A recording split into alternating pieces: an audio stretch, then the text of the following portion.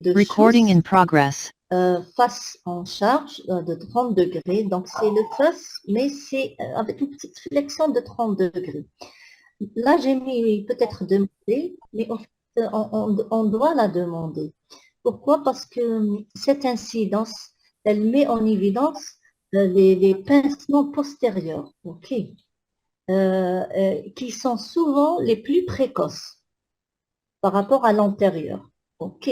Par exemple, vous faites une radiographie de face profil et le défilé, vous ne retrouvez rien. Le tableau, il est typiquement mécanique. Vous suspectez fortement une arthrose du genou. Vous pouvez demander cette radiographie de Schuss parce que vous pouvez détecter un stade précoce de l'arthrose et qui touche souvent la partie postérieure du genou. Et cette incidence, elle vous dégage bien l'interligne. Ok, c'est ça l'intérêt de la radiographie de Schuss. J'avance, il n'y a pas de questions. Je vois juste rapidement le chat. Non, toujours des réponses. OK. Alors, une autre question. Et maintenant, quels sont dans ce cas les signes radiographiques caractéristiques d'une gonarthrose fémoro-tibiale? Est-ce que c'est un pincement électif de l'interligne articulaire? Est-ce que vous allez retrouver une hypertransparence osseuse sous-chondrale ou alors une condensation osseuse sous-chondrale? Est-ce que c'est une hypertransparence ou une condensation? Des ostéophytes marginaux et des géodes essentiellement qui se localisent au sein de l'ostéocondensation sous-chondrale. Alors, je vous laisse quelques secondes.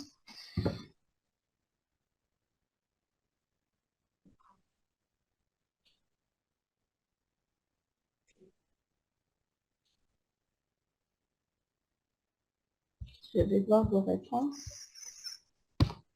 Alors, ACDE. OK.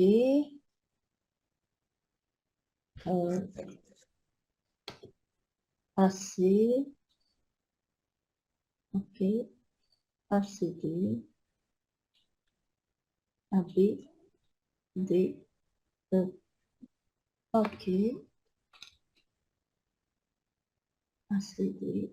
ACD. Alors, beaucoup ont répondu ACD. Hein.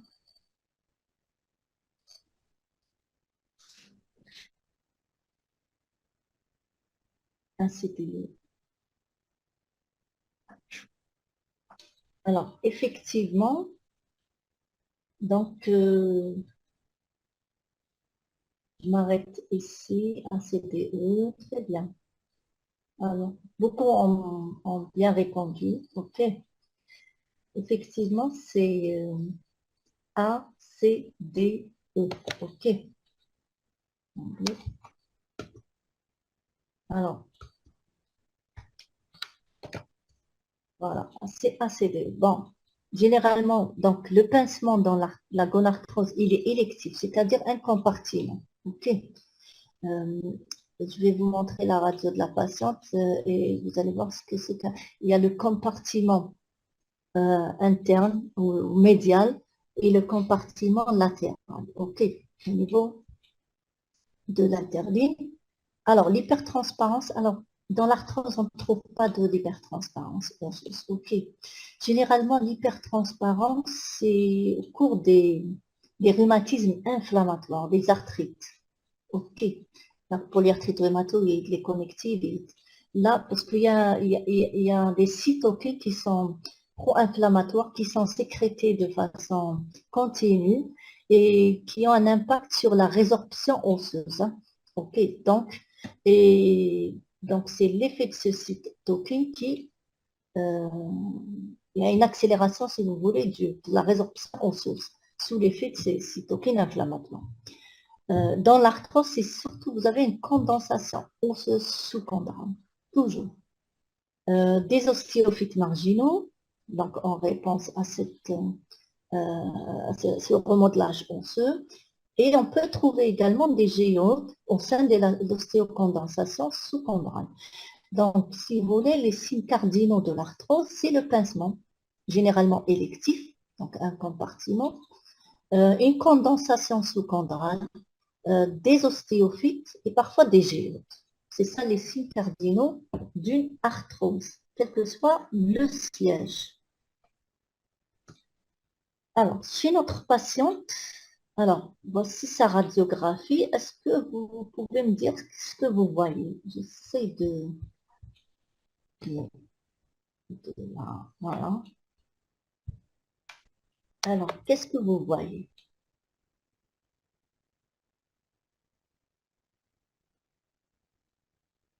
Est-ce que vous pouvez interpréter la radiographie? Les signes que j'ai dit précédemment, est-ce que vous les voyez? Vous ne les voyez pas? Alors, j'attends le chat.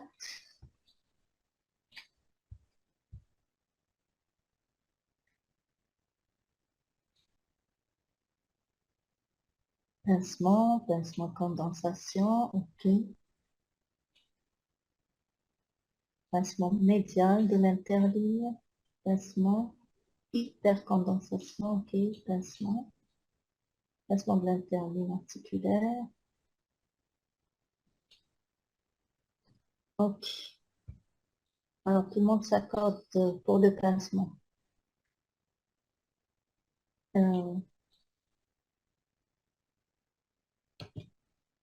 Alors, au fait, chez notre patiente, dont je vois des ratures ici, il y a un pincement, surtout la partie médiane, et il est bilatéral. Hein.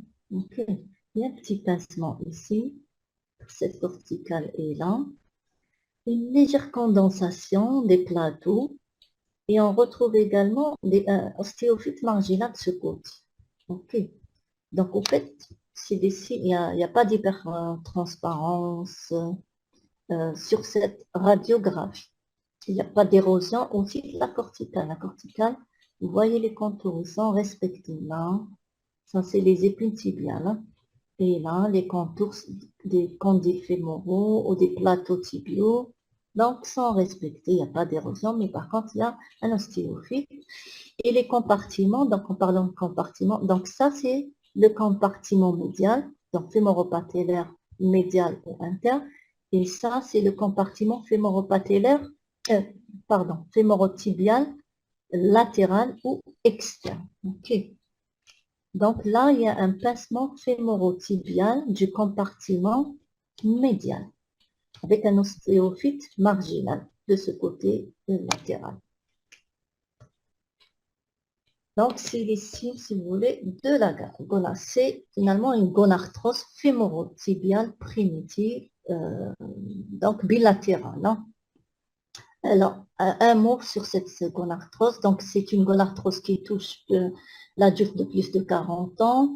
Le sexe ratio est de 1 jusqu'à 65 ans. Et puis, vous avez une augmentation de la prévalence chez la femme à partir de 65 ans. Alors, le compartiment fémorotibial interne ou médial, c'est le plus touché, comme chez notre patiente. Mais on peut avoir, dans la moitié des cas, ça peut intéresser les trois compartiments. Alors, les trois compartiments, c'est-à-dire fémorotibial interne, latéral et l'articulation fémoro-patellaire. C'est ça les trois compartiments. Alors, chez notre patiente, malheureusement, j'ai pas de radiographie, une incidence axiale.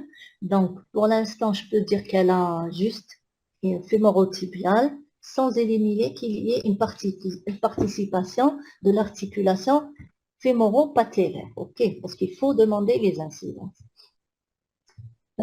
Alors là, dans la gonarthrose, les douleurs sont mécaniques, sauf dans le cas de poussée, donc inflammatoire, qu'on verra dans quel cas. Et la douleur est d'apparition généralement progressive. OK.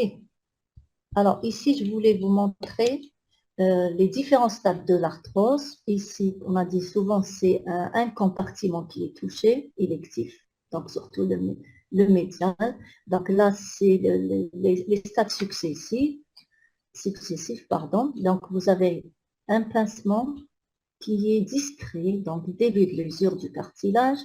Là, il y a un pincement progressif de l'interligne avec l'évolution. Et là, vous avez un stade très avancé. Vous avez la condensation, vous avez l'ostéophyte et vous avez l'impaction. Donc, il y a même un affaissement du plateau tibial, ok, comme un engrainement du condyle au niveau du plateau. Donc, ça, c'est pour... et la condensation. Donc, vous voyez la condensation. Donc, toujours, il y a une condensation et pas une hypertransparence ou déminéralisation. Alors, donc, il ne faut pas oublier, donc, toujours qu'il y a on peut avoir aussi une arthrose fémoro-patellaire, comme dans ce cas. Donc, vous voyez l'articulation qu'on peut détecter déjà parfois, et ce n'est pas toujours le cas. Par exemple, ici, elle est très évidente, l'articulation fémoro-patellaire. Là, vous avez des ostéophytes, donc ici un ostéophyte et condensation, et pincement, et qu'on voit mieux quand on demande justement une incidence axiale, donc avec le genou fléchi à 30 degrés. Donc c'est ça le défilé, si vous voulez, ou l'incidence axiale, ok, où on voit la trochlée. Okay, ça, c'est la trochlée du fémur, donc l'extrémité inférieure.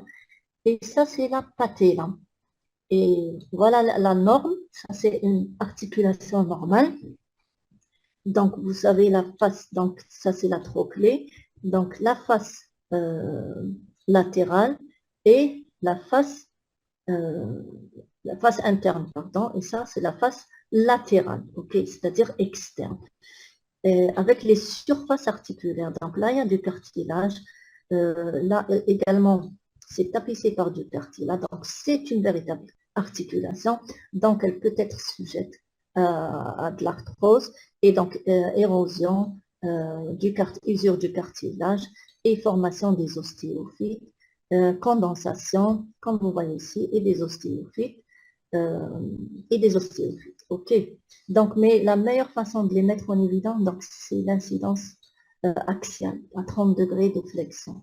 Parce que parfois, on peut ne pas voir, quand ils sont mal faits de profil, on peut ne pas voir le pincement, et parfois même, on peut avoir une subluxation de la rotule.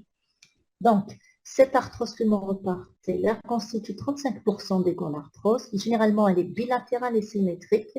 Et c'est surtout le compartiment latéral, comme ici, qui est touché, et pas l'interne ou le médial. Alors, les facteurs de risque, c'est presque comme la gonarthrose. Vous avez le poids, l'âge, le sexe féminin.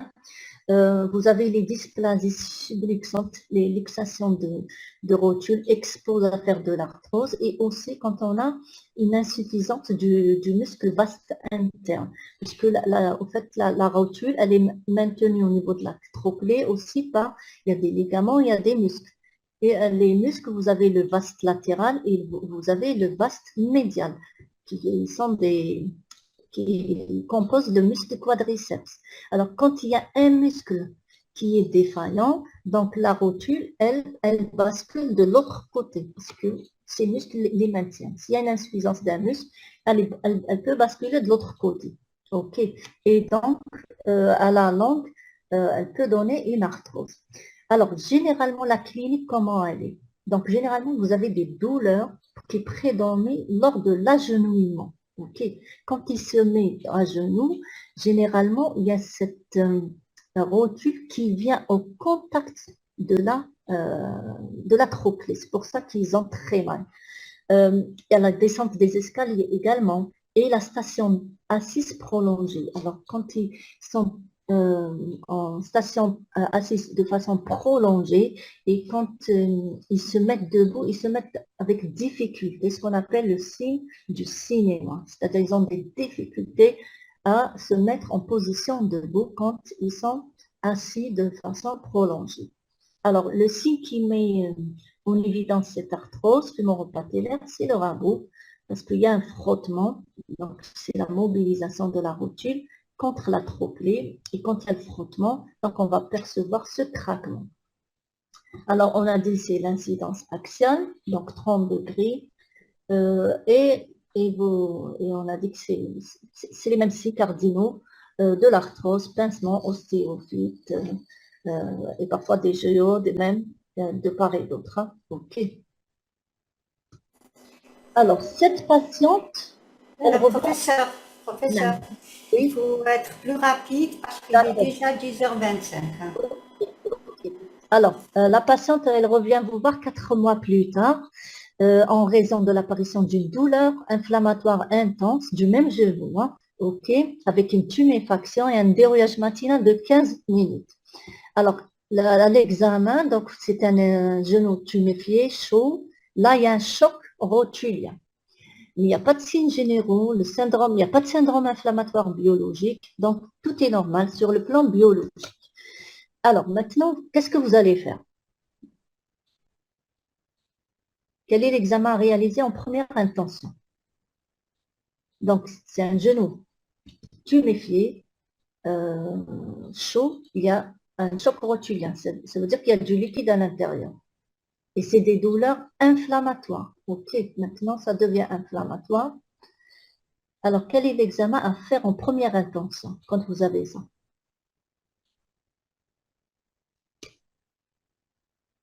Alors, est-ce qu'il y a des réponses? Je vais aller un peu plus vite.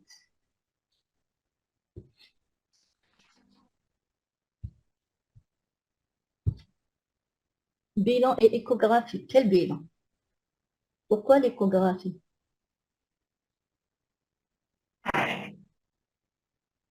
Arthrite, écho, ponction liquide. Très bien. En fait, on fait justement une ponction il y a du liquide, il faut qu'on ponctionne. Elle est diabétique, elle est hypertendue. C'est vrai qu'il y a, sur le plan biologique, il n'y a pas d'hyperleucocytose, il n'y a pas. Mais devant tout épanchement, on ponctionne. OK. Alors, on ponctionne et le liquide articulaire et on fait une étude cytobactériologique. OK. Alors, le liquide que vous avez ponctionné, il avait un aspect gencitrin visqueux, donc c'est pas du pus. Cellularité 900 cellules par millilitre. Dans ces cellules, il y a moins de 50% de polynucléaires neutrophiles. Il n'y a pas de germes, donc c'est un liquide stérile. Alors, que vous montre l'analyse du liquide et quel est le diagnostic le plus probable?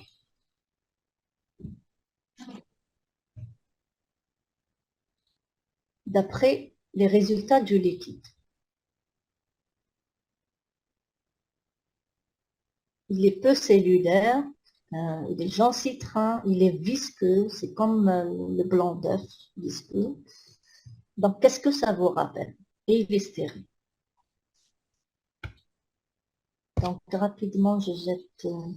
L'échographie, au fait, elle n'a aucun intérêt parce que l'épanchement, elle va vous montrer l'épanchement et est-ce que ça va vous avancer? OK. Ça ne va pas vous avancer. On a un choc rotulien déjà du liquide, donc il faut que je le ponctionne pour voir ce que c'est. Est-ce qu'il est hématique? Est-ce qu'il est purulent? OK. Donc là, c'est un liquide au fait qui est mécanique. OK. Donc, ça correspond à l'arthrose. Le liquide de l'arthrose, il est mécanique.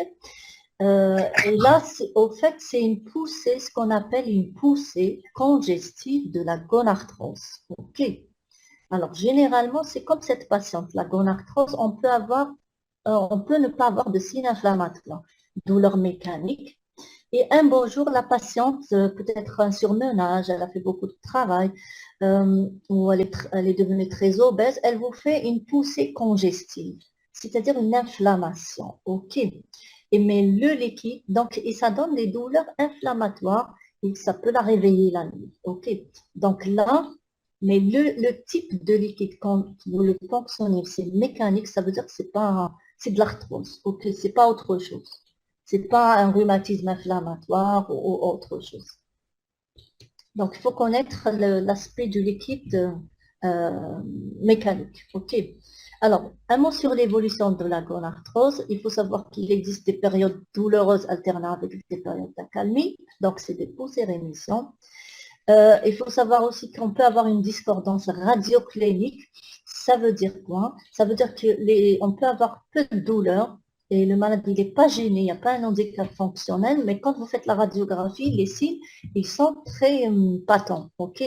Il y a beaucoup d'ostéophytes, le pincement, il est un peu important, ok? Et inversement, c'est-à-dire qu'il peut avoir un pincement débutant et souffrir énormément, ok?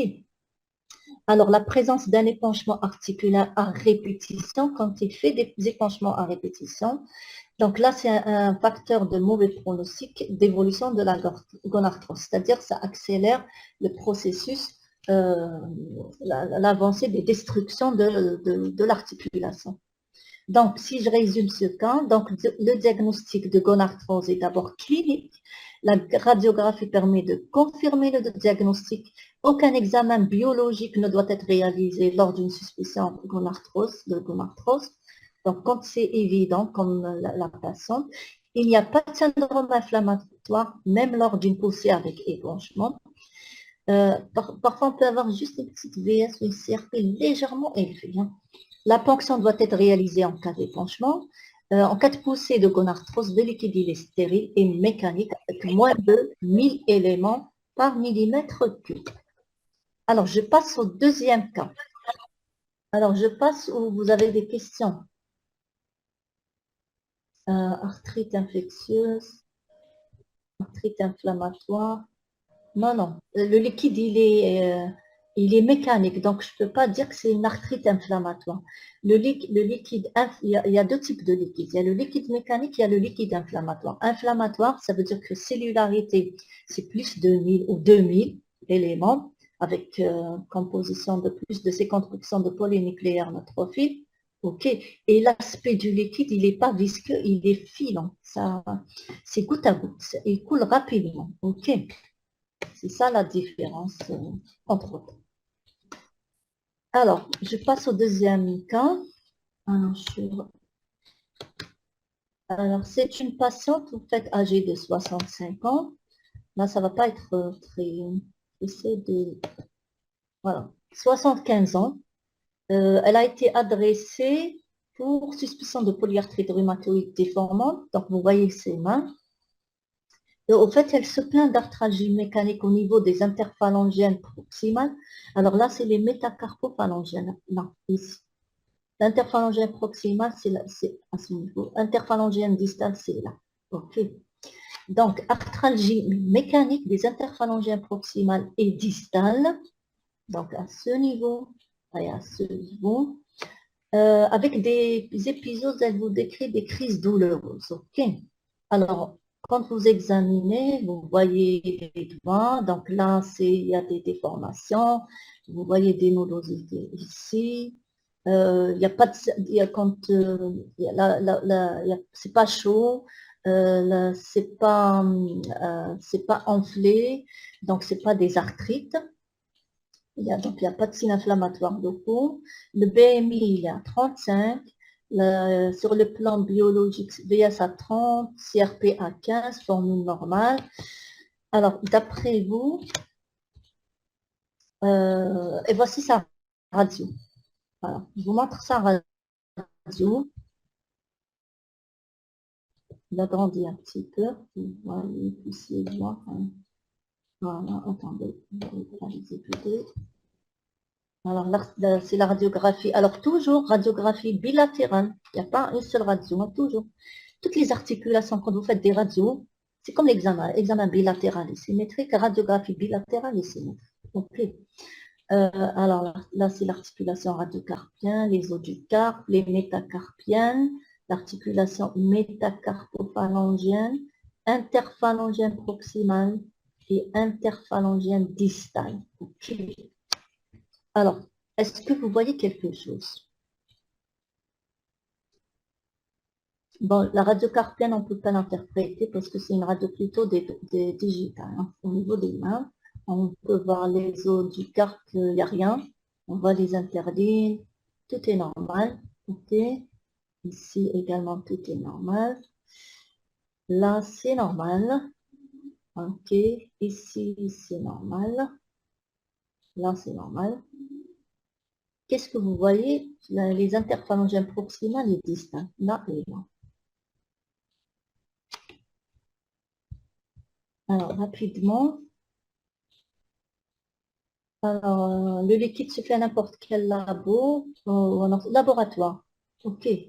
Étude de labo biochimique, c'est les biochimistes, c'est un laboratoire, pas en orthopédie, non, non.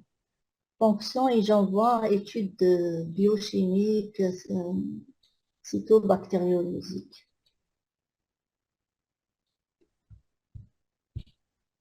Voilà, est-ce qu'il y a d'autres? Arthrose compliquée de déformation. Accepter enregistrement. Oui, il est enregistré. Pincement métacarpophalangienne. Là, c'est pas pincé. Hein. Les métacarpophalangiennes ici, elles sont normales. Hein. Pincement de l'interne, ostéocondensation, destruction au niveau des épidés. Oui. D'accord. OK. Pincement, d'accord.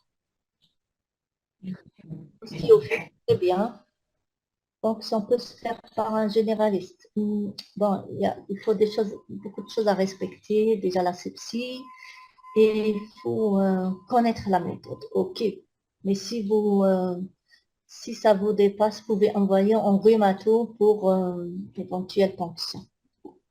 Alors, déformation, pincement, destruction des interphalangiennes. OK. Très bien, c'est très. Alors, au fait, on a un pincement, OK, des interphalangiennes proximales, des interphalangiennes distales. OK, là, c'est pincé, on va presque pas l'intervenir. Il y a des ostéophiles. Professeur Mouchid, Oui. il est 10h37 hein, et vos collègues, soit vous D'accord. parlez plus rapidement et plus vite. OK, je ne vais pas faire des Ok. plus. Excusez-moi de vous bousculer, c'est très intéressant, mais il faut respecter le temps.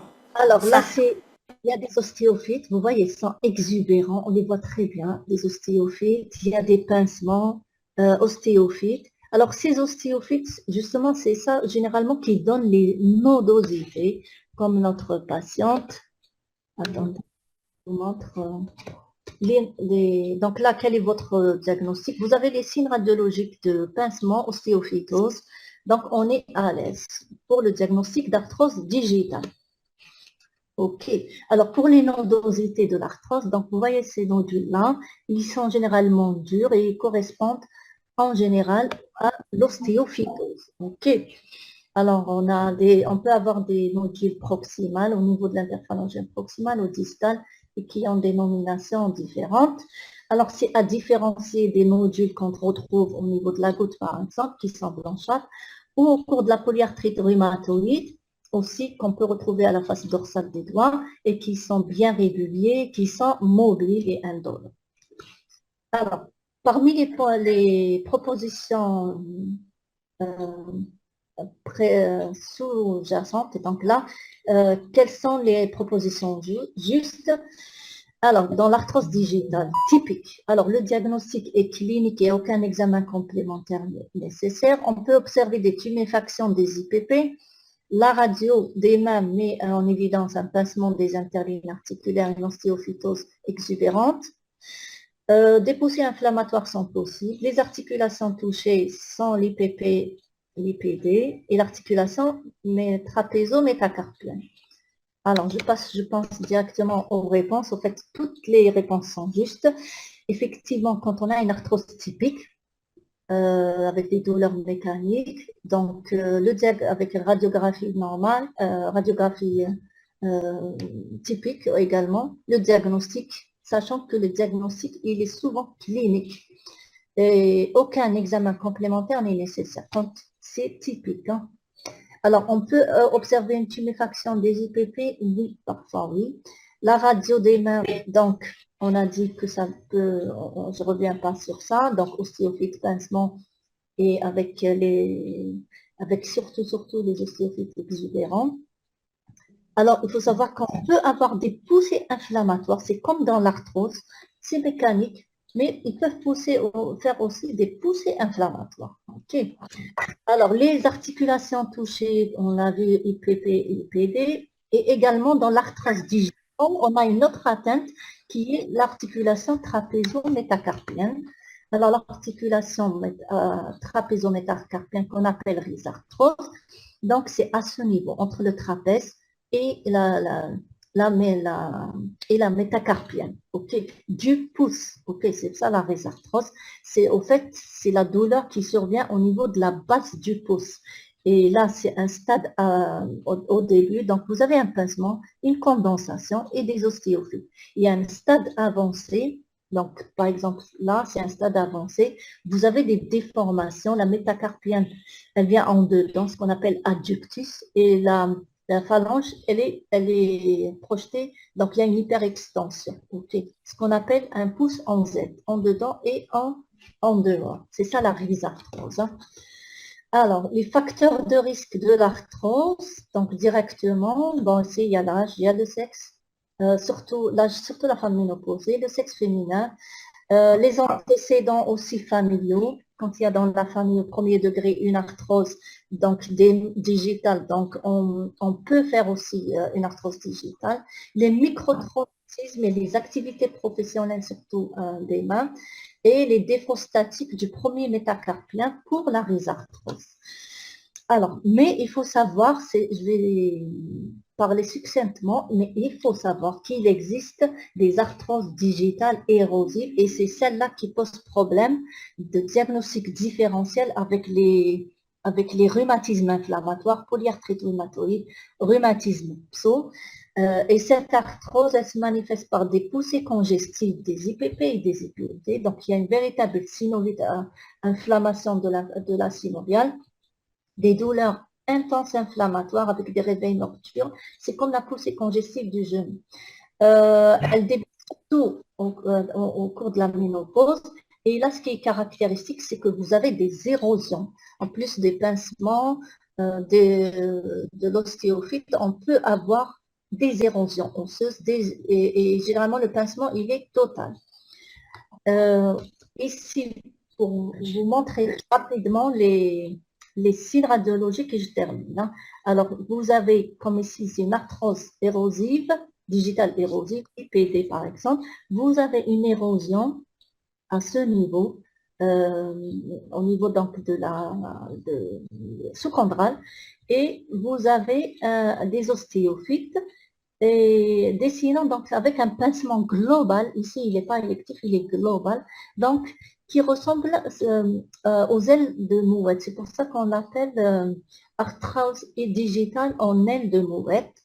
On peut avoir aussi un pincement qui est électif avec de l'arthrose, un pincement avec de l'ostéophyte et ça peut donner sur le plan clinique une désaxation. Les doigts, surtout distal, inclinés, le doigt qui est incliné parce qu'il y a un côté qui est, si vous voulez, engrainé et comme on peut avoir un engrainement des deux et voilà l'arthrose digitale, donc en aile de mouette. Donc, pincement global, ostéophyte, engrainé. Et là, c'est un côté et avec une désaxation, donc avec déviation de, euh, de l'articulation. Je pense que je ne vais pas parler de ça, les diagnostics différentiels, surtout érosifs. Donc là, c'est l'arthrose. On a dit le siège, c'est surtout IPP, IPD et la rhizarthrose. Le rhumatisme pso, et tout peut se voir avec même métacarpophalangienne, mais il n'y a pas la rhizarthrose. La polyarthrite rhumatoïde, elle touche toutes les articulations, poignets, les métacarpophalangiennes, interphalangiennes proximales, mais elle ne touche jamais l'IPD. Là, il n'y a pas d'attaque d'IPD. OK. Et un rhumatisme métabolique qu'on appelle chondrocalcinose, qui va donner des signes d'arthrose, surtout des métacarpiennes, qui sont donc dans l'arthrose généralement épargnées. OK. Et également ici au niveau du scaphe et de l'extrémité inférieure. Et je m'arrête là. OK, donc je passe à la collègue. Désolée, hein. Est-ce que vous donnez votre communication ou pas? C'est-à-dire, Est-ce que vous transférez votre communication là باش نشوفوا je sais que tout le monde va me demander ça. Oui, mais on a besoin de votre réponse, c'est D'accord, tout. d'accord, d'accord. La chef.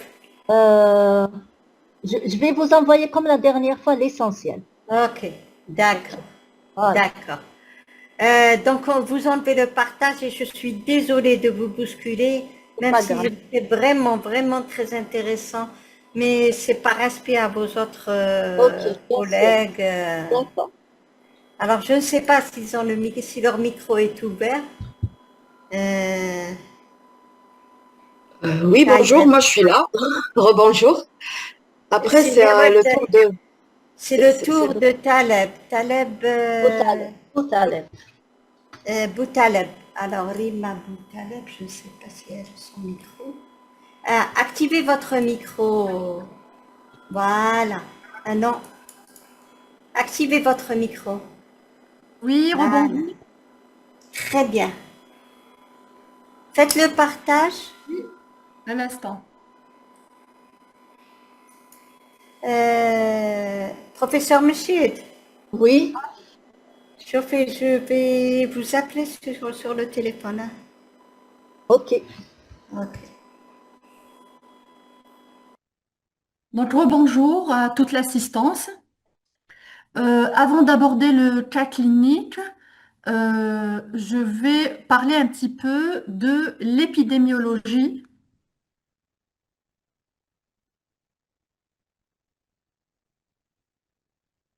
de l'arthrose.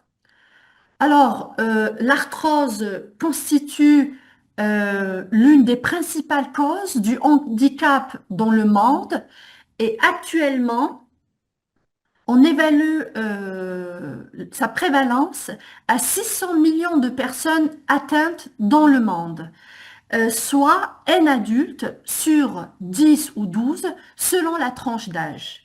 Les prévisions sont alarmantes. On prévoit 1 milliard de patients ou de cas atteints d'arthrose en 2025. Quant à la prévalence de cette arthrose et sa répartition dans le monde, la fréquence est élevée au niveau en Amérique du Nord, quelques pays d'Amérique du Sud, en Europe de l'Est, mais aussi au niveau des pays asiatiques pacifiques. Quant à cette prévalence est diminuée, voire elle est faible, en Afrique, comme ce que l'on constate sur cette carte géographique, hormis bien sûr l'Afrique du Sud, mais aussi en Asie de l'Est et en Asie du Sud. Mais cette prévalence, cette faible prévalence, selon les études, elle peut être due à un sous-diagnostic qui peut être lié à un accès limité à l'imagerie, d'une part, et au nombre limité des registres nationaux. Alors, l'arthrose, elle touche généralement l'adulte de plus de 40 ans et sa fréquence augmente pour atteindre un pic entre 60 et 80 ans. Après 80 ans, on constate une certaine stabilité, voire une diminution, vu la mortalité compétitive. Il existe une prédominance féminine. Quant au siège de l'arthrose, on constate que c'est la gonarthrose qui arrive en tête, pratiquement dans tous les pays du monde qui ont un registre national, suivi par l'arthrose de la hanche, celle des mains et enfin l'arthrose du rachis et les autres localisations. Alors, la tendance, elle est en hausse, donc la fréquence de l'arthrose continue à augmenter avec la durée aussi des années vécues en incapacité. Cette hausse de fréquence, elle est due au vieillissement de la population, à la prévalence élevée de l'obésité, mais aussi à la sédentarité de la population. Alors, son impact, il est important sur le handicap, le recours à la prothèse, avec des coûts de santé importants. D'où bien sûr l'importance des différentes stratégies et des mesures de prévention. Donc, agir sur le poids, sur la sédentarité, en favorisant l'activité physique et bien sûr prévenir les traumatismes qui peuvent être la cause de l'arthrose. Donc là, je vais commencer par le cas clinique. Donc il s'agit de Monsieur Becca, 50 ans, chauffeur de profession depuis 20 ans. Consulte pour des douleurs cervicales évoluant depuis 6 mois. Alors, ma première question est la suivante. Quels sont les éléments à rechercher à l'interrogatoire de façon systématique devant toute douleur cervicale chronique chez l'adulte?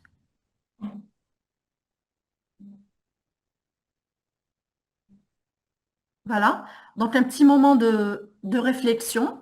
Alors, qu'est-ce qu'on doit rechercher comme paramètre anamnestique devant toute douleur cervicale chez l'adulte? Donc là, je vais ouvrir le chat pour voir.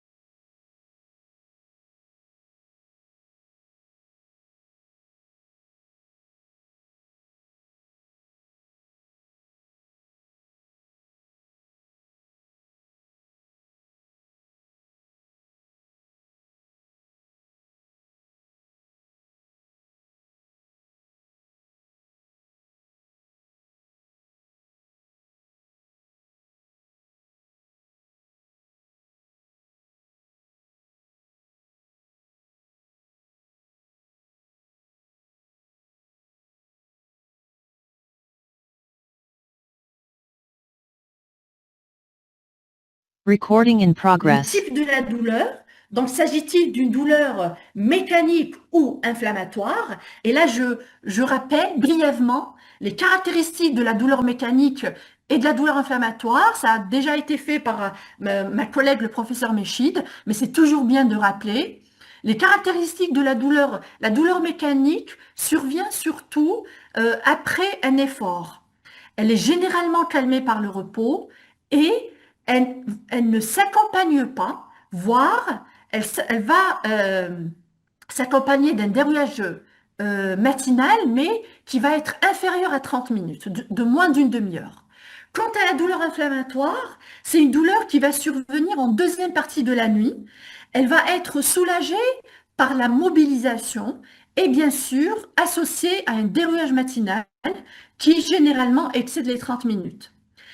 Il faudrait qu'on évalue aussi, qu'on recherche à l'anamnèse les facteurs aggravant la douleur. Ça veut dire quels sont les mouvements qui l'aggravent, la posture. Est-ce que cette douleur-là est aggravée par les secousses? Je rappelle que notre patient est un chauffeur de profession.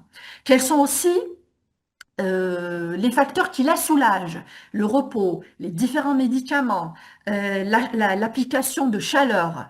L'intensité de la douleur peut être évaluée par l'indice EVA qui va de 0 à 10 et ça va être au patient de classer sa douleur.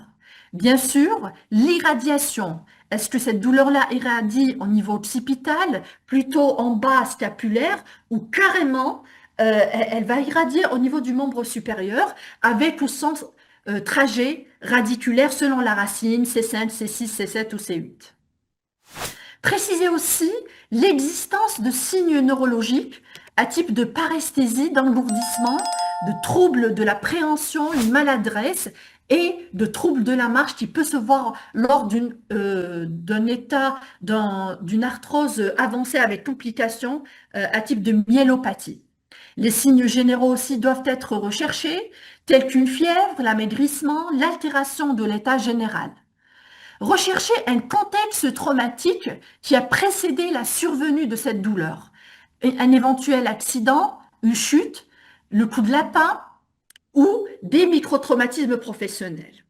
Le retentissement fonctionnel peut être évalué par la limitation de la mobilité du rachis, la gêne au travail, l'altération de la qualité du sommeil et des différentes activités quotidiennes. Bien sûr, il faut préciser aussi les antécédents médicaux et chirurgicaux du malade. Pourquoi les antécédents médicaux? C'est par rapport déjà au traitements qu'on va instaurer, parce qu'il y aura des traitements qui seront peut-être contre-indiqués, voire qui nécessiteront une précaution d'emploi en cas d'un antécédent d'hypertension, de diabète, d'un ulcère gastrique, voire des antécédents chirurgicaux. Pourquoi? Afin de rechercher une éventuelle douleur cervicale secondaire. Il faut rechercher ce qu'on appelle les red flags. Ce sont des signes d'alerte qui doivent nous alarmer, nous alerter et qui nous font penser à une symptomatologie secondaire, donc en dehors d'une symptomatologie commune qui est l'arthrose ou la hernie discale. Quels sont ces signes d'alerte?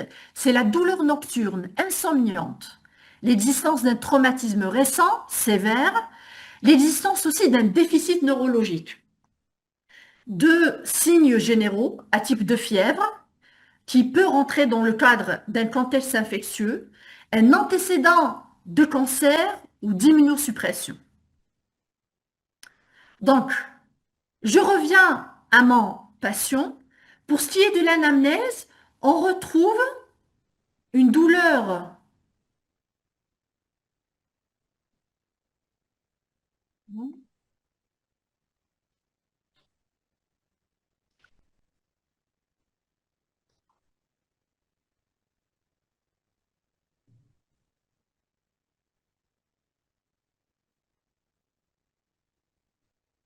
Il y a un problème?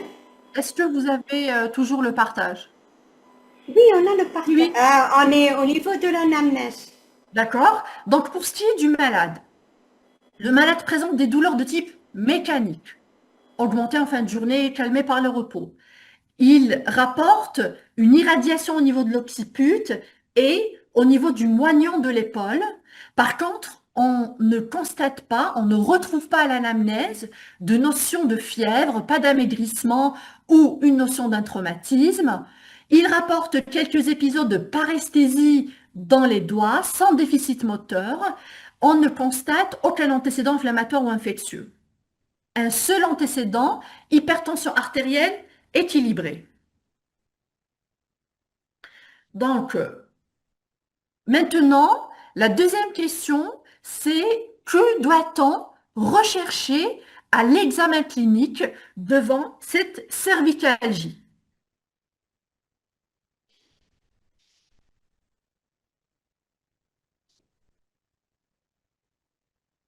Donc, quels sont les paramètres à rechercher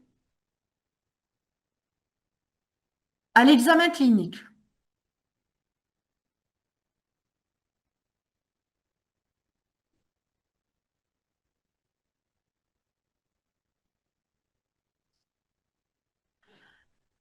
Oui. Donc là, oui, la rectitude cervicale, donc on va apprécier la posture du rachis cervical. Douleur pariétale. Non. Oui, une éventuelle limitation du mouvement lors de la mobilisation. Donc, on va apprécier la mobilisation du rachis cervical en évaluant les différentes distances.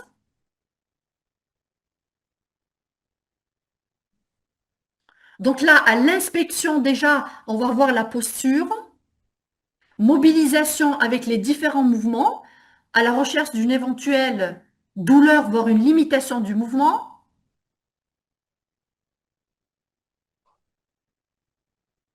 Oui, bon, craquement, c'est pas... On peut le rapporter. Alors, fourmillement ou hypoesthésie. Donc là, on va un petit peu voir si, bien sûr, il y a irradiation, voir cette irradiation, si cette irradiation suit le trajet d'une éventuelle racine nerveuse.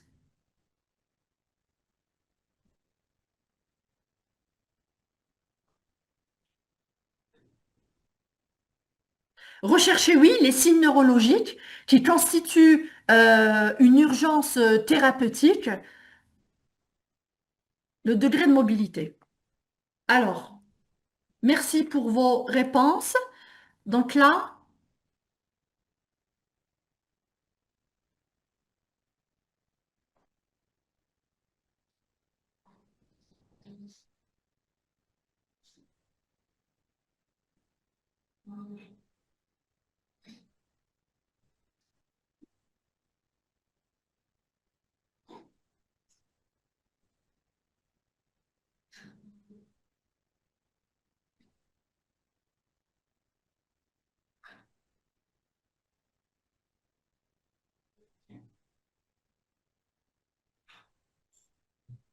alors quels sont les différents éléments à rechercher?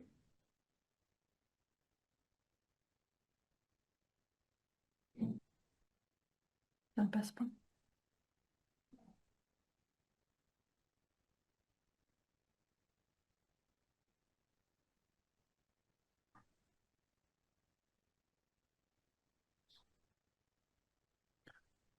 Ah là là. Est-ce que vous arrivez à voir? Parce que moi, je n'ai pas l'écran. Si on l'a, que recherchez-vous systématiquement à l'examen clinique devant une cervicalgie? Ouais.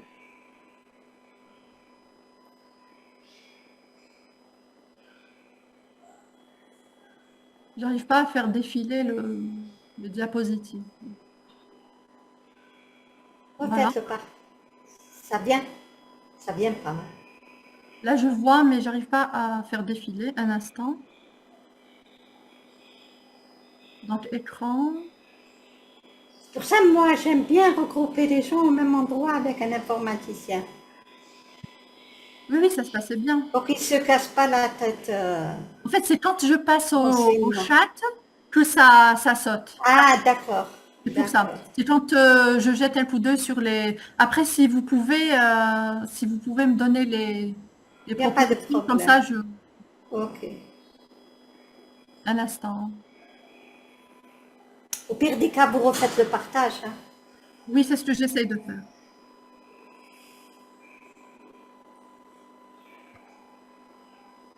Là.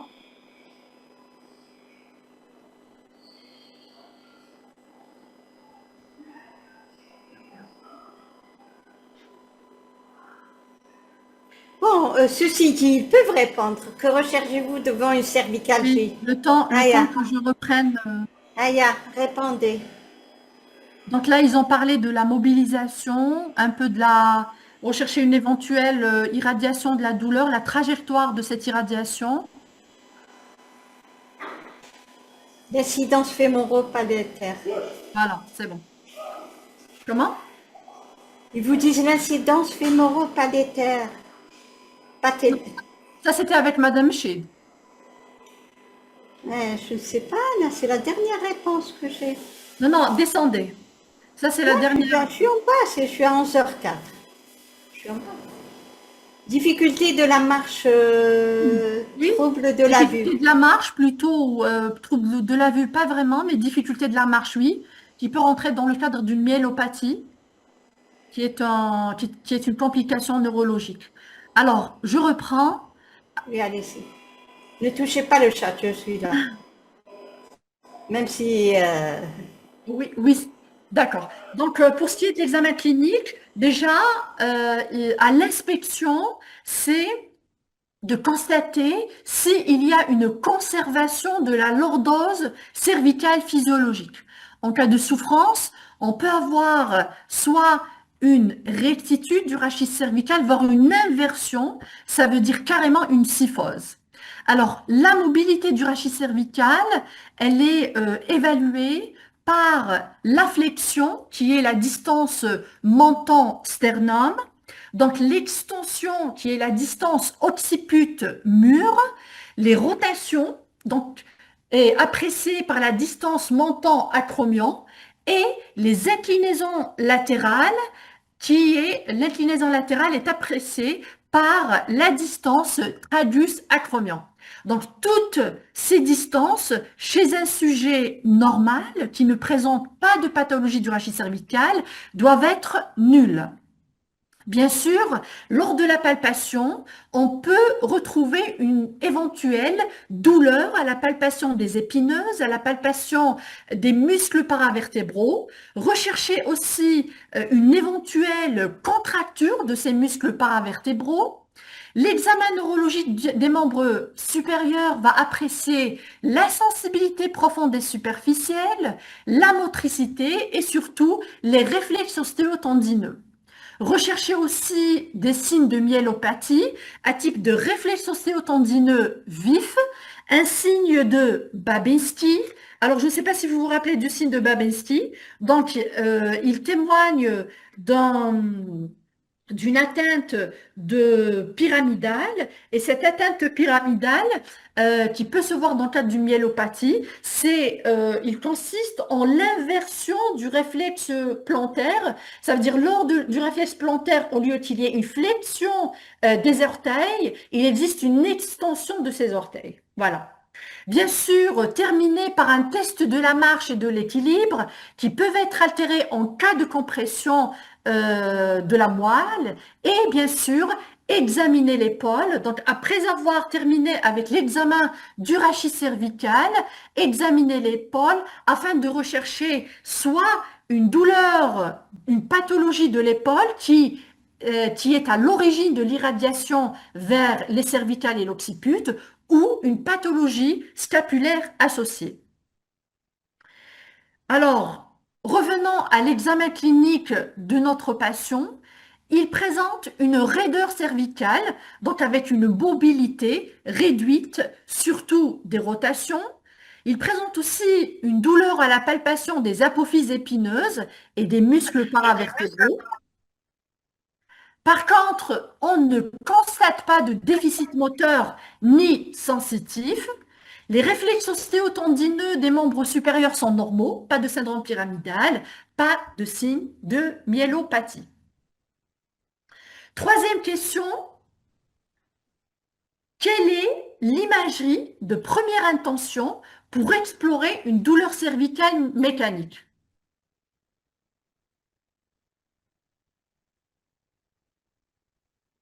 Alors, quelle est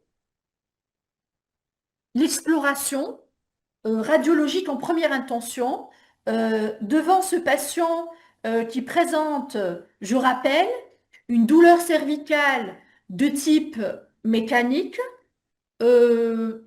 sans irradiation vraie, quelques fourmillements au niveau des doigts, et dans l'examen clinique, retrouve une diminution de la mobilité du rachis cervical sans signe neurologique. Alors, l'examen de première intention, radiographie, alors radiographie cervicale standard, radiographie du rachis cervical, c'est mieux, profil, ok?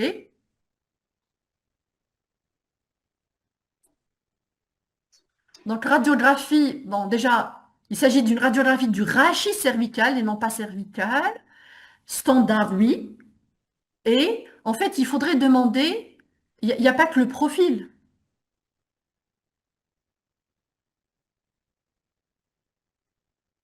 J'attends vos réponses.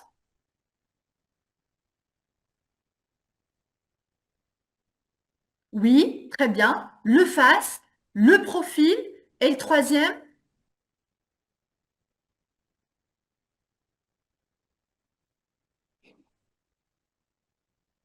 Donc une radiographie du rachis cervical de face, de profil et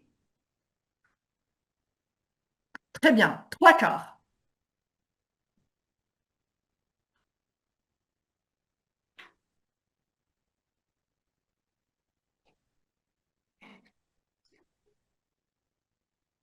Donc, en première intention, devant une douleur mécanique, douleur cervicale mécanique sans aucun signe de myélopathie neurologique, sans signe neurologique, sans red flags aussi, que je rappelle, représentée par une éventuelle altération de l'état général, douleur très intense, insomniante, qui ne répond pas à un traitement antalgique palier 1 de première intention avec un antécédent de néoplasie, voire une notion de traumatisme récent. Donc, devant l'absence de tous ces signes d'alerte,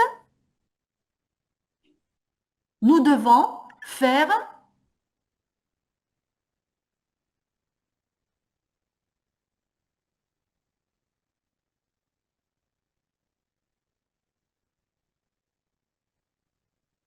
une radiographie du rachis cervical de face, de profil et le 3/4. Alors, voici une radiographie. Veuillez préciser donc l'incidence et quels sont les éventuels signes radiologiques que vous constatez, parce que, comme Madame Chid l'a dit tout à l'heure, c'est un petit peu les mêmes signes radiologiques d'arthrose, quel que soit le site.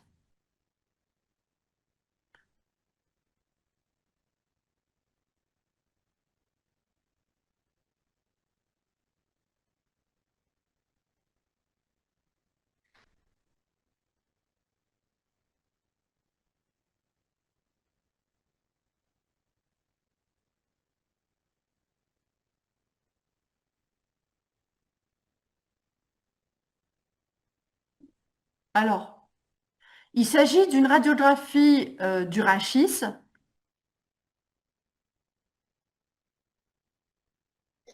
radio du rachis cervical, de profil, oui. Oui. Alors là, alors quelle est la différence entre radiographie cervicale et cervicale? En fait, c'est pour être précis. Quand on dit cervical, c'est le siège cervical. Mais là, on est en train de parler du rachis cervical. Donc, c'est une radiographie du rachis cervical. C'est pour la précision. Donc, c'est une radio du rachis cervical de profil. Ce n'est pas une radiographie de face, non. Elle est strictement de profil et où on constate un pincement, mais pincement de quoi? Une ostéophytose. Bon, la déminéralisation n'est pas évidente. Alors, pincement articulaire étagé, condensation sous-chondrale, ostéophytose marginale. Très bien. Donc, Madame SB, rachis cervical de profil, où on constate une rectitude cervicale avec pincement interarticulaire, ostéocondensation, destruction osseuse. Destruction osseuse. Non, il n'y a pas de destruction osseuse. D'accord. Donc, je pense que je vais... Vous avez donné un petit peu les signes cardinaux les signes radiologiques cardinaux de l'arthrose. Je vais revenir à ma présentation. Alors, il s'agit effectivement d'une radiographie du rachis cervical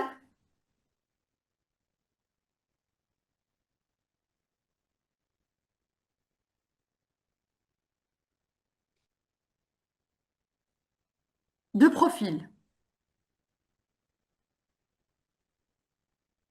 sur laquelle on constate les signes, on va dire, caractéristiques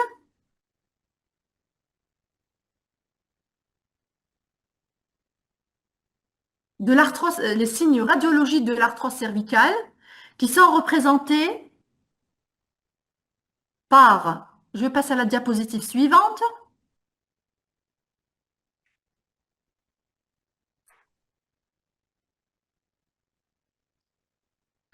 Déjà, avant de parler des signes caractéristiques de l'arthrose cervicale, là, on note une disparition de la lordose cervicale. Il y a une rectitude du rachis cervical, premier point. Deuxième point, on note une ostéophytose antérieure, et c'est ce que vous voyez, c'est ce que vous voyez sur la flèche euh, jaune. Alors, ces ostéophytes-là, ils sont antérieurs et postérieurs, visibles au niveau de C4 à C7. On constate aussi un pincement. En fait, ce n'est pas, on ne parle pas d'un pincement articulaire sur une radiographie du rachis, mais d'un pincement discal. Parce que ce qui existe entre une vertèbre, en fait, l'espace intervertébral est représenté par le disque intervertébral. Donc là, on parle d'un pincement discal. Alors, principalement ici, constaté entre la vertèbre C5, C6 et C6, C7. Aussi, la flèche bleue, on constate une sclérose des plateaux vertébraux ou une condensation des plateaux vertébraux. Donc voici les signes radiologiques que présente le malade. Voici deux autres radiographies.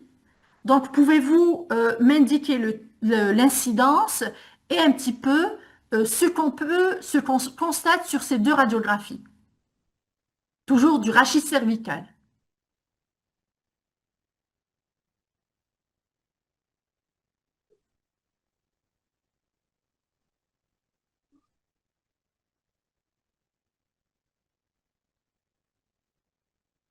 Alors le B est un trois quarts.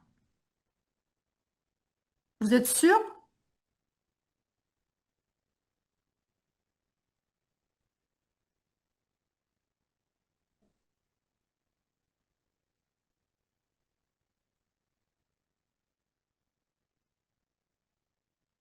Alors, il s'agit d'une radiographie du rachis cervical de face et de profil. Très bien. Donc, le B est une radiographie du rachis cervical de face et l'incidence C représente un trois quarts du rachis cervical. Très bien. Alors, brièvement, ce qu'on constate sur la radiographie, la B, donc la radiographie du rachis cervical de face.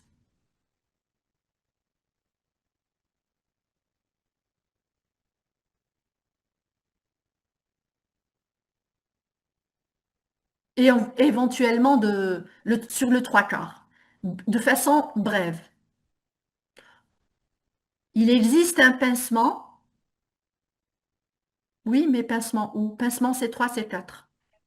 Alors, le problème, c'est quand je vois le chat, j'ai plus accès à...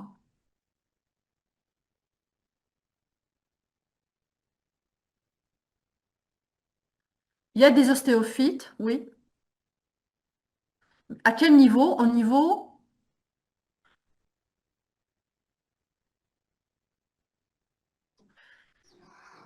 D'accord, donc sur le face, il y a une ostéophytose. Qu'est-ce que vous constatez sur la radiographie du rachis cervical trois quarts? Ça veut dire la radiographie C. Déjà, qu'est-ce qu'elle nous permet de voir? Le trois quarts, pourquoi on le demande?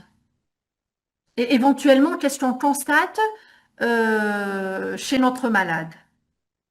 Alors, géode sur le trois quarts. Non, il n'y a pas de géode. C'est, en fait, ce que vous voyez, je pense que vous faites le pincement.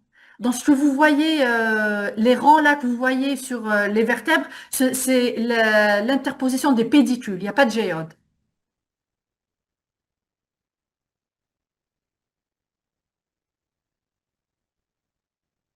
D'accord? Pincement, trois quarts. Épineuse. Donc, je ne sais pas si vous pouvez me lire, Madame Gugum, parce qu'en fait, comme ça me permettra de répondre. J'allais le faire, mais quand je vous ai vu entrer, Voilà, très bien, très bien. Ok. à quel niveau je Donc, peux... alors, les il y épines a un sont... collègue. Oui. C'est pratiquement les dernières. Donc, C'est les dernières. Les épineuses sont soudées. les épineuses sont soudées sur un trois quarts. Non, non. C'est vrai qu'on a l'impression qu'il y a comme une ankylose, mais l'ankylose des interapophysaires postérieurs on peut la constater sur sur la radiographie de profil. Là, c'est un trois quarts. Et le trois quarts, en fait, le trois quarts, on le demande, c'est pour évaluer, apprécier les foramens, les trous de conjugaison. Car sur cette radiographie, qu'est-ce qu'on constate? On constate qu'il y a un rétrécissement du foramen au niveau 1, 2, 3, 4, 5, 6. C'est 5, c'est 6. D'accord? Avec une ostéophytose postérieure. Là, je parle de la radiographie. Alors, il y a Julfa qui vous dit est-ce que le trois quarts pour le trou vertébral? Oui, en fait, les trous vertébraux, pas les trous, c'est les foramen, c'est là où, par où passent les différentes racines nerveuses. Donc, ça nous permet d'apprécier ces foramen et l'existence d'un éventuel rétrécissement de ce foramen. Et c'est ce qu'on constate en C5, C6 avec la présence d'ostéophytose postérieure. Donc là, je parle de la radiographie de droite. Quant à la radiographie de gauche, la B, qui est une radiographie du rachis cervical de face, où on constate une arthrose des incus, une incarthrose. Donc, et c'est ce que j'ai entouré en jaune. Normale, où on constate la fameuse, donc la lordose cervicale, donc là, ici, il n'y a pas de rétitude. Nous constatons les disques, il n'y a pas de pincement des disques intervertébraux. Il n'y a pas aussi de condensation des plateaux vertébraux, pas d'ostéophyte, et l'interligne interapophysaire postérieure est respectée. Et la radiographie du rachis, en fait, elle a un double but. Elle permet certes, en cas d'existence d'une arthrose cervicale, d'évaluer, d'apprécier les signes radiologiques de l'arthrose cervicale, mais aussi, elle nous permet d'éliminer une autre cause de cervicalgie, par exemple éliminer une éventuelle fracture, un éventuel listhésis vertébrale, donc qui est un décalage du vertèbre par rapport à l'autre, qui se voit surtout sur la radiographie de profil. Alors, bon, avant d'entamer la prochaine diapositive, à ce stade, donc chez notre malade qui présente une douleur cervicale mécanique, sans signe neurologique, sans signe d'appel, sans red flags, chez qui on a demandé une radiographie du rachis cervical, qui est revenue en faveur d'une arthrose, surtout siégeant, une discarthrose, siégeant en 1, 2, 3, 4, donc C4, C5, C5, C6.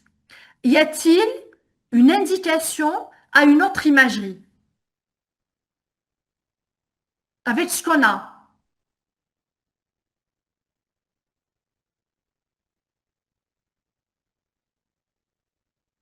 Alors, est-ce qu'il y a une indication à compléter les explorations radiologiques?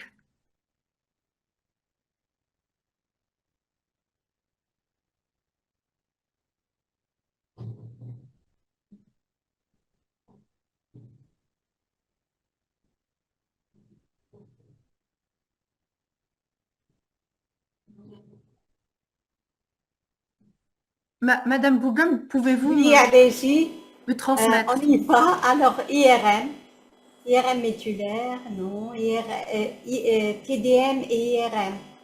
IRM normalement, IRM cervical, non. Et Ça veut dire non, ça veut dire qu'il... je ne sais pas, ça veut dire qu'il ne fait rien du tout apparemment. D'accord. TDM évalue la compression des racines nerveuses par les ostéophytes. Pour ce qui est de la TDM. Ça, c'est le TDM. Alors, il y a IRM, TDM, EGM, EMG, et rien du tout. D'accord.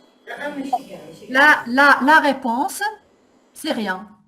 Alors, à ce stade, devant le tableau clinique que présente notre malade, qui est un tableau d'une douleur mécanique sans aucun signe neurologique ou signe d'appel ou red flags, là, on va se contenter de la radiographie du rachis cervical.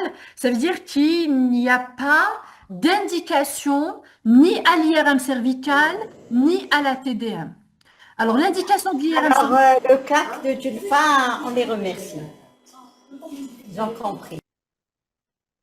donc l'indication de l'IRM cervical, c'est plutôt quand on a des signes neurologiques, voire un doute diagnostique. Ça veut dire quand on recherche une autre cause de douleur de cervicalgie en dehors d'une douleur commune, qui est due généralement à l'arthrose. Par contre, la TDM, quant à elle, elle n'est pas indiquée à ce stade. Généralement, devant ce tableau, ça va être un patient qui va être traité de façon médicale et c'est en cas de non-réponse à un traitement de première intention, voire d'aggravation de la symptomatologie où on peut demander une TDM cervicale. Mais à ce stade, on ne va se contenter que de la radiographie du rachis cervical, toujours face, profil, trois quarts. Alors, pour ce qui est de l'EMG, non, parce que le malade ne présente pas de signes neurologiques et malgré qu'il y ait des fourmillements, mais j'ai dit que c'était vraiment léger. Donc, pas d'indication à l'EMG à ce stade. Je continue. Donc, avec ce que vous avez comme élément anamnestique, clinique et radiologique, quel est le diagnostic à retenir? J'attends vos réponses.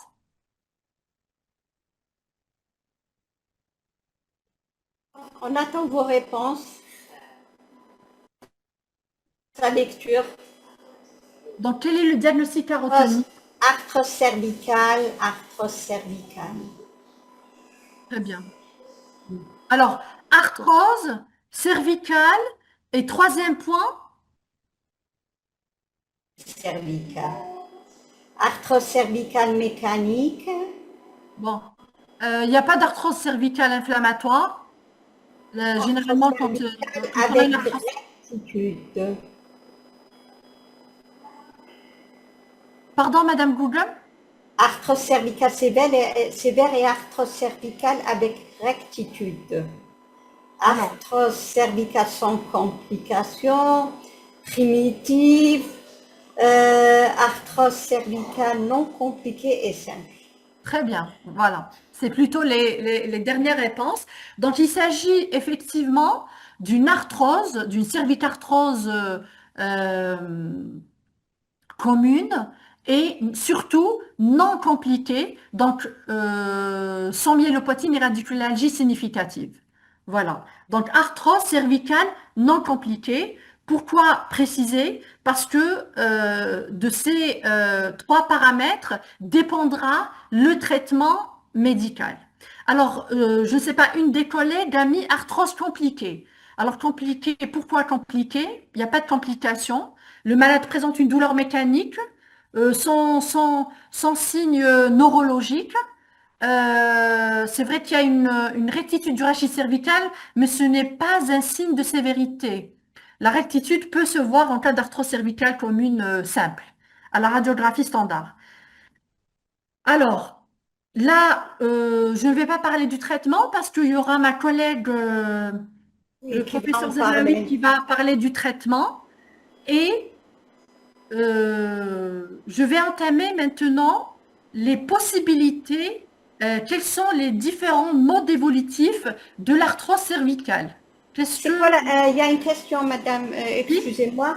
C'est quoi la différence entre l'arthrose cervicale et l'hernie cervicale, avant de continuer?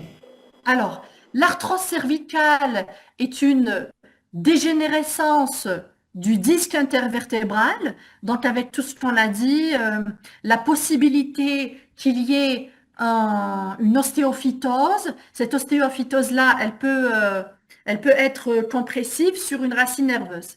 Quant à la hernie cervicale, donc sur l'arthrose cervicale déjà, on a tous les signes qu'on vient d'énumérer. Par contre, la hernie cervicale, c'est toujours une dégénérescence du disque intervertébral avec la saillie du nucleus pulposus qui est la partie centrale gélatineuse du disque intervertébral qui va, suite à la fissure de la partie annulaire, donc cette partie-là centrale du disque, elle va sortir. Donc, elle va sortir et elle va créer une sorte de bombement discal. Donc, la hernie cervicale, c'est un débord discal qui peut se faire en postérieur. L'arthrose cervicale, c'est une dégénérescence du disque qui, elle, va provoquer un raccourcissement, un rétrécissement du disque avec atteinte des plateaux vertébraux de part et d'autre et une ostéophytose marginale. Voilà, je ne sais pas si j'ai répondu à la question et s'il y a d'autres questions. Non, non, il n'y a pas d'autres questions. Allez-y. Alors, ma réponse est la suivante. Quelles sont les différentes modalités évolutives, voire les complications possibles sur cette arthrose cervicale? Vous dites toutes les réponses sont justes.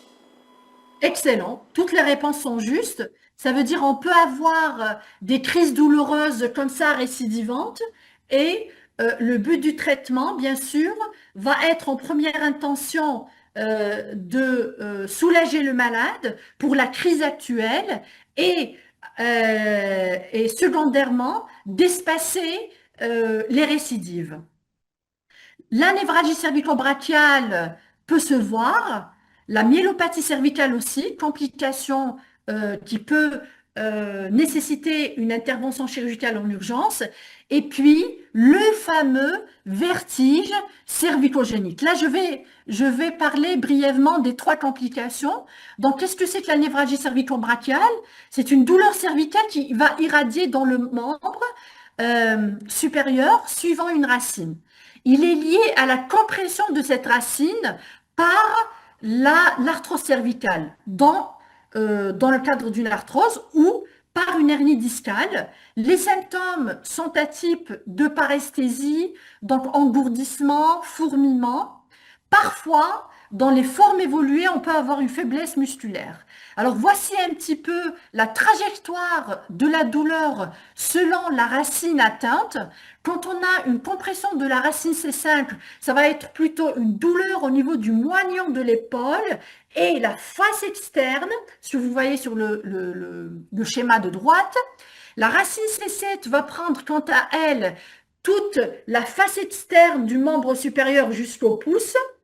La racine C7, ça va être une douleur radiculaire au niveau de la face postérieure jusqu'à pouvant atteindre les 2e et 3e rayons.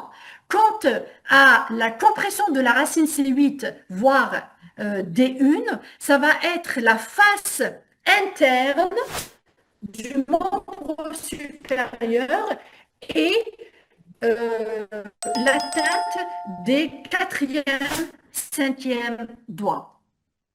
Alors, l'examen clinique, on peut retrouver lors d'une névralgie cervico-brachiale un éventuel déficit sensitivo-moteur, possibilité d'une diminution de la douleur par le test de Sperling qui est fait comme suit. Donc, le patient est en position assise, le médecin va appliquer une pression axiale vers le bas, bien sûr douce, tout en inclinant la tête du côté douloureux.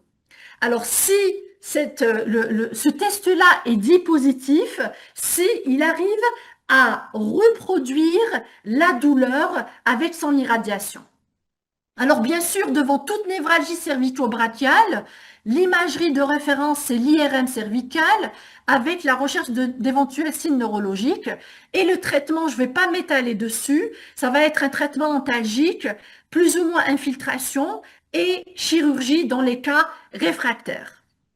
Deuxième complication, voire signe associé, ce sont les vertiges cervicogéniques. Alors, pourquoi on peut avoir un vertige associé à une arthrose cervicale? C'est par atteinte, par altération du signal proprioceptif qui est envoyé au cervelet, au noyau vestibulaire, mais aussi au thalamus. Alors, en gros, il faut savoir qu'au niveau de rachis cervical, surtout la partie haute, donc elle est riche en récepteurs proprioceptifs. Le rôle de ces récepteurs, c'est qu'ils vont renseigner le cerveau de façon permanente de la position de la tête dans l'espace. Et quand il y a arthrose, ça veut dire arthrose avec contracture des muscles, dégénérescence des facettes articulaires et raideur articulaire, ces paramètres-là vont altérer le signal proprioceptif, d'où l'existence ou apparition d'un vertige. Mais ce vertige-là, qui est associé à l'arthrose cervicale, il a des particularités. C'est plutôt une instabilité et non pas un vertige proprement dit.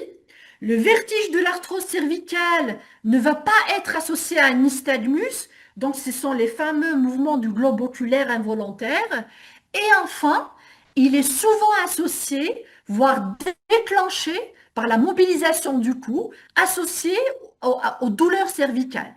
Donc en clinique, en pratique, ce que nous devons faire, c'est avant de dire que le vertige est lié à l'arthrose cervicale, il faut éliminer en première intention un vertige central, voire un vertige vestibulaire ou un vertige lié à l'atteinte de l'oreille interne. Donc le vertige dû à l'arthrose cervicale est un diagnostic d'élimination. Donc, éliminer un vertige surtout métabolique qui se voit, le vertige dû à l'hypertriglycéridémie se voit souvent chez les sujets âgés, surtout s'il y a un syndrome métabolique associé.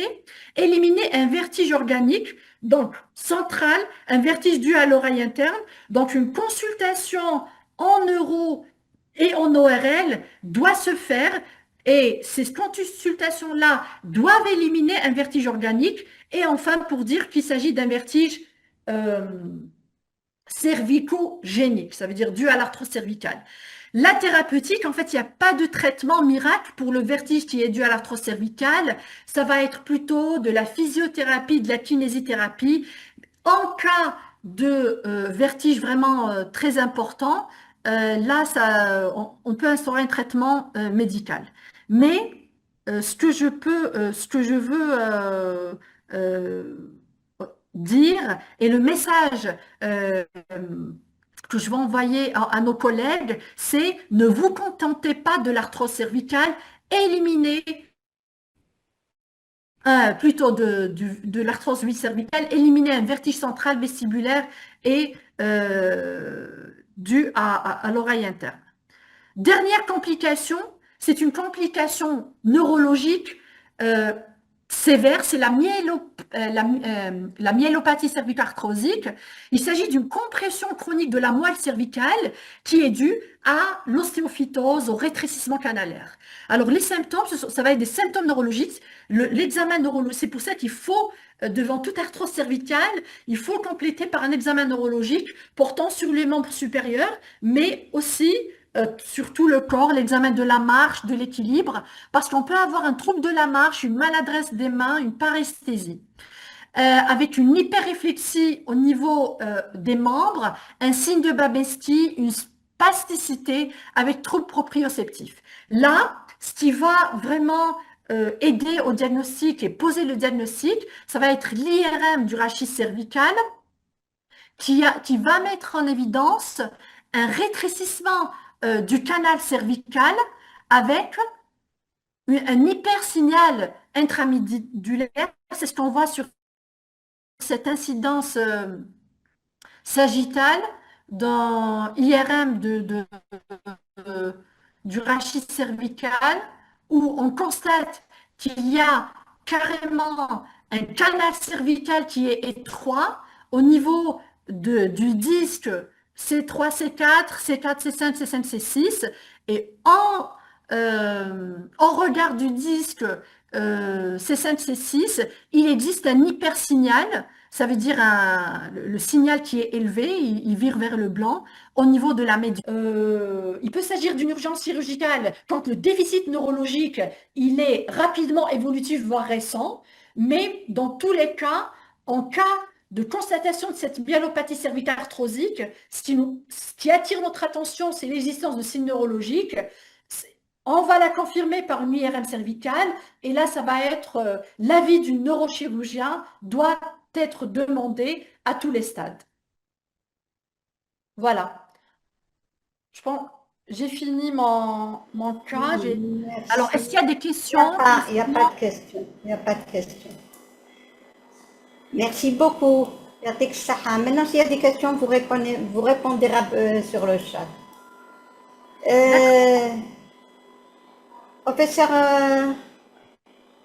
Professeur Zahraoui.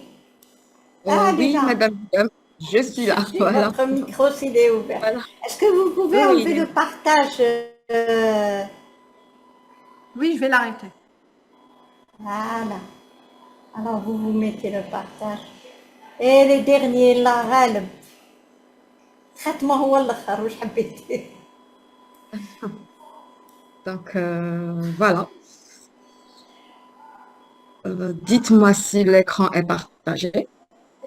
Oui, très bien. Par contre, on n'est pas en plein écran. Voilà. Donc, Je pense qu'avant de commencer, je vais juste marquer un point. oui. Là, le nombre est en train de se restreindre des participants et c'est dommage. Tant pis pour eux. Tant pis pour les absents. Par contre, j'aimerais que les deux enseignants précédents puissent répondre aux questions sur le chat, maintenant qu'ils peuvent le faire.